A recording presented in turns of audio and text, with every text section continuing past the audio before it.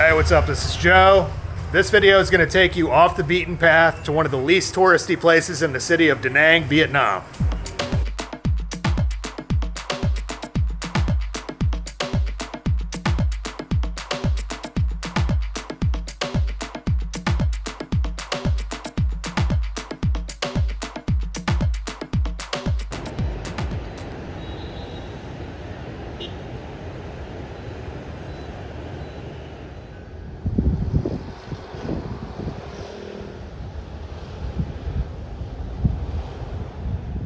Since any type of long-distance riding in Vietnam was out for the time being, I set about looking for a suitable spot in Da Nang where I could rest my shoulder and absorb as much of the local culture as possible.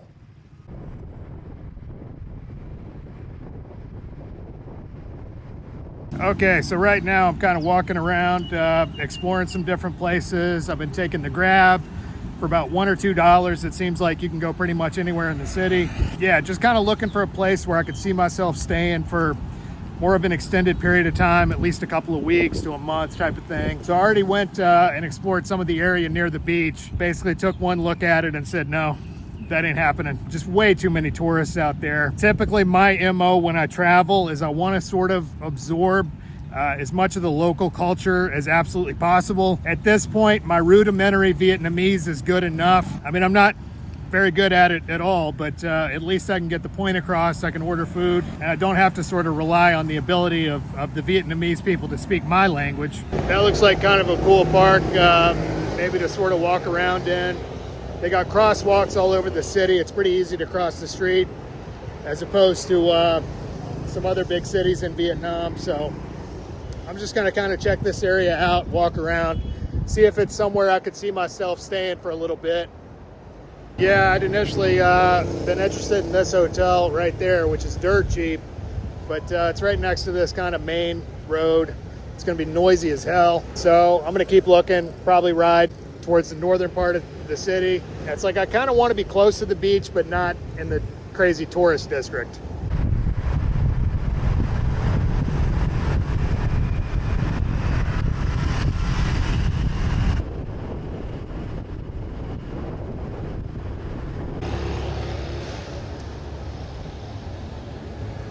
This neighborhood actually doesn't look too bad.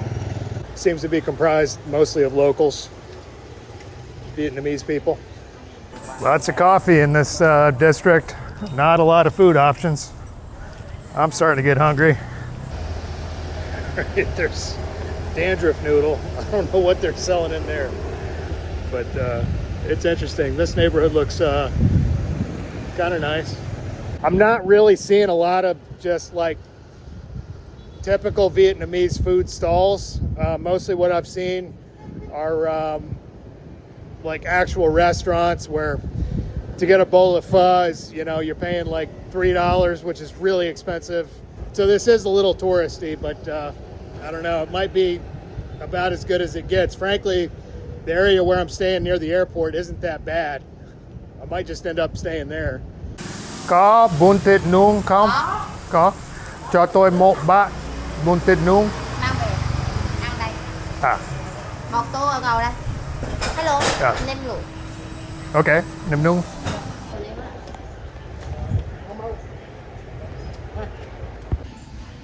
Oh yeah, she just handed me a skewer.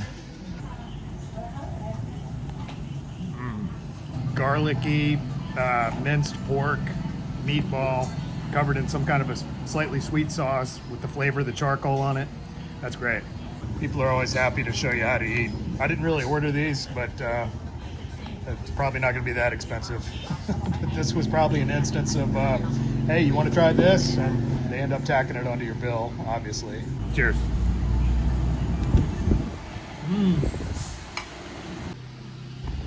All right, so this is basically pork noodles, bún thịt nướng, a little bit of nước mắm. Nước mắm. Okay.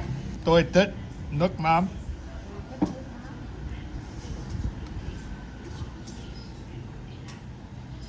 Bit of chilies. All right, cheers.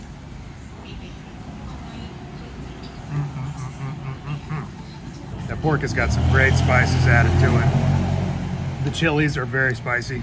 While parts of this area were decent, it was still way too touristy for my taste. I continued exploring different neighborhoods on foot. All right, this area is right next to the head of this dragon. That's the Dragon Bridge. Actually, I rode across it, but I didn't have my camera on me. Right next to a grocery store, which is always convenient.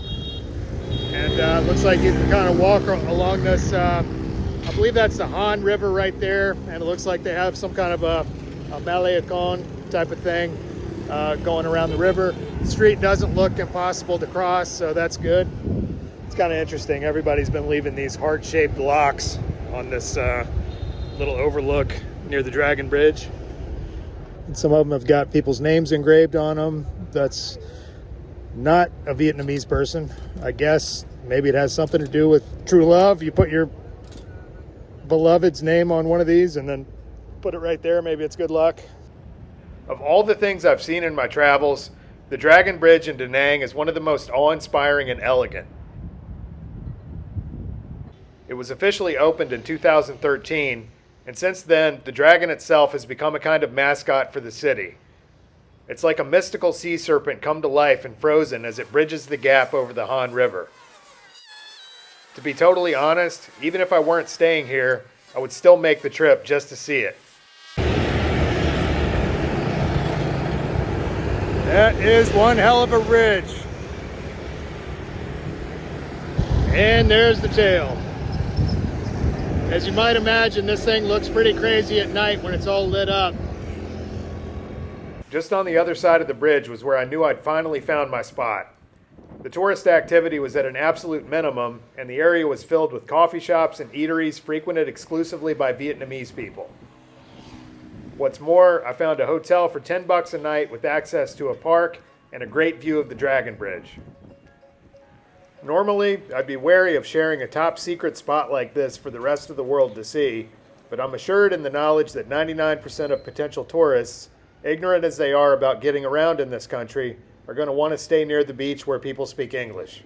All right, so after walking around and talking to people, I think I located a pretty decent spot yesterday, so it looks like it'll be pretty cool. Not too touristy. That morning, I gathered my luggage and headed over to the new spot. There, I checked into my hotel, had lunch, and explored my new neighborhood.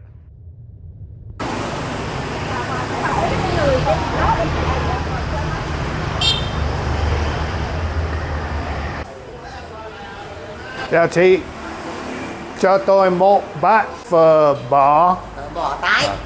As I'm editing this, it's really embarrassing for me to watch, since my Vietnamese has now improved considerably since this footage was recorded. All right, this is beef pho, probably most famous Vietnamese food of all time. Basically, noodle soup, which is basically cooked for hours and hours in a cauldron, probably just like that. And oh man, there's a big piece of beef she's throwing in there. Looks great. And yeah, all kinds of spices. All right. Man, that smells great. You just got an assortment of spices in here. A little bit of cinnamon. Smells sweet and sour. There's just so many different smells coming off of this.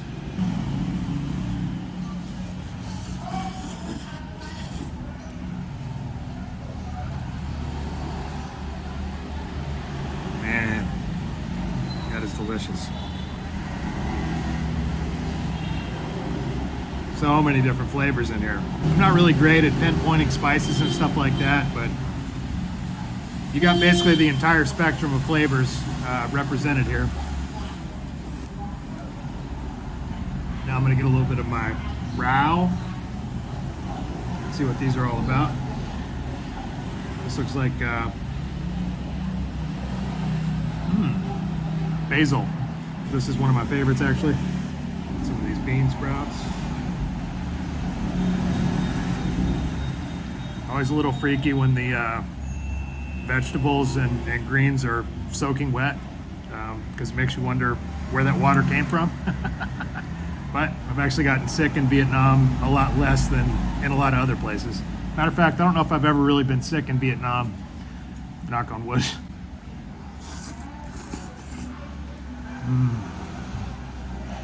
That's great. So there's a couple of things that differentiate the amateur eater of Vietnamese food from the professional. Typically, if you watch the way people eat, they got the spoon in this hand and the chopsticks in that hand.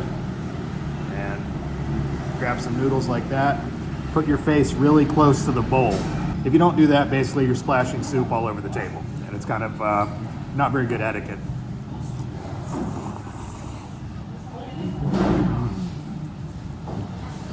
Slurping is absolutely acceptable and even encouraged in Vietnam. It means you're enjoying your meal.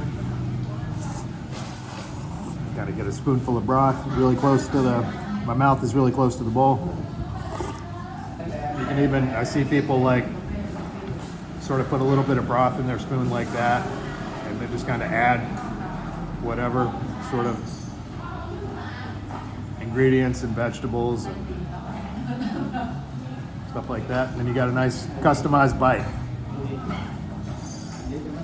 That was delicious. I do notice that the Vietnamese people tend to leave a little bit of something left on the plate, a little bit of broth, a little bit of rice, etc., which is, I guess, kind of a way of signifying, I'm full, you gave me enough to eat, I'm a happy customer, basically.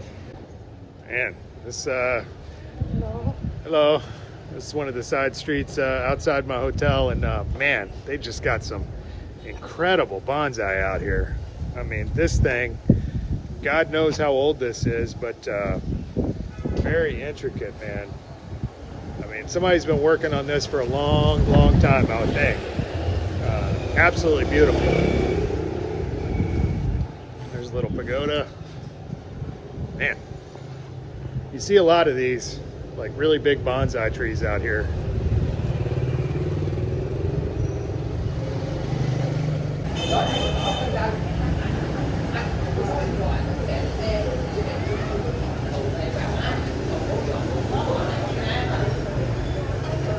Vietnamese coffee. Cheers.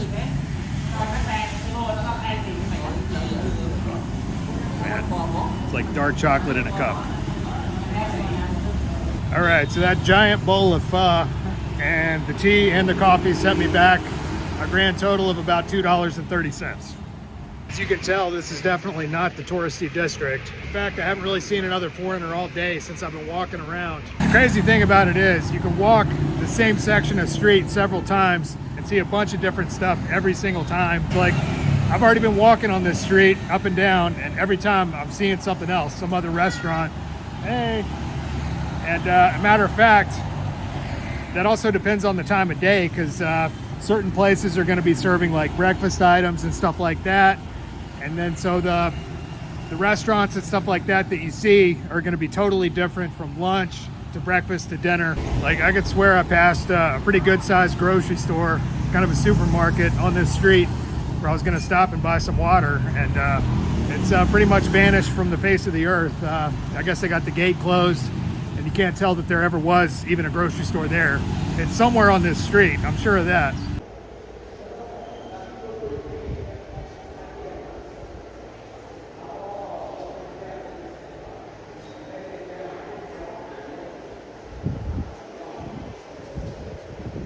These are some really old artifacts, 10th century sandstone, in amazing shape. Man, this country has had a lot of history. You can see that their priorities were in order.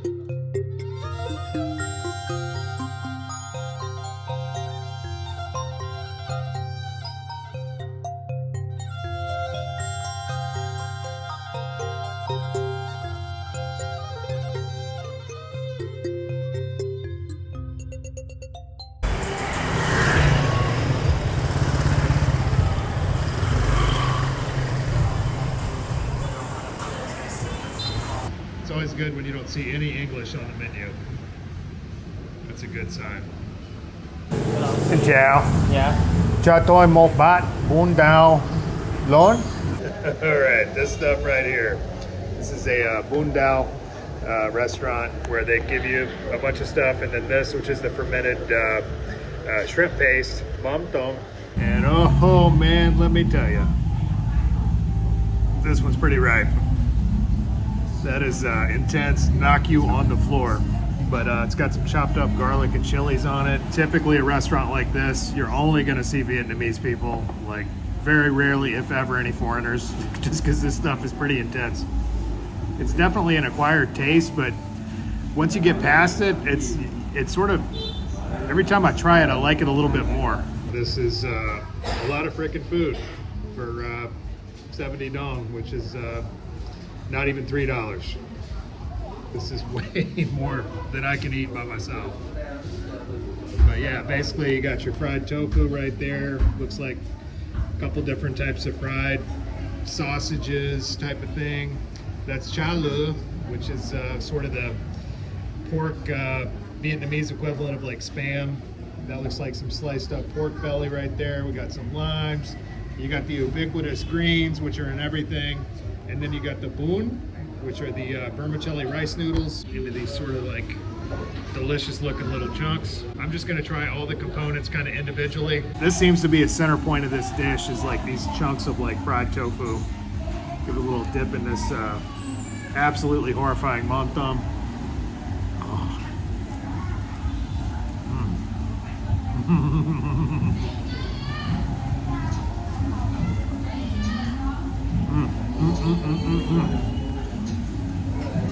Like I said, the mom thumb is pretty weird, but once you kind of get a handle on it, it is delicious. Try a little bit of this cha lu. It barely even registered at the time, but it occurred to me later that several of the items on the plate were made from various pig organs, including the intestine. They were all quite delicious, and there was nothing even remotely off-putting about eating them.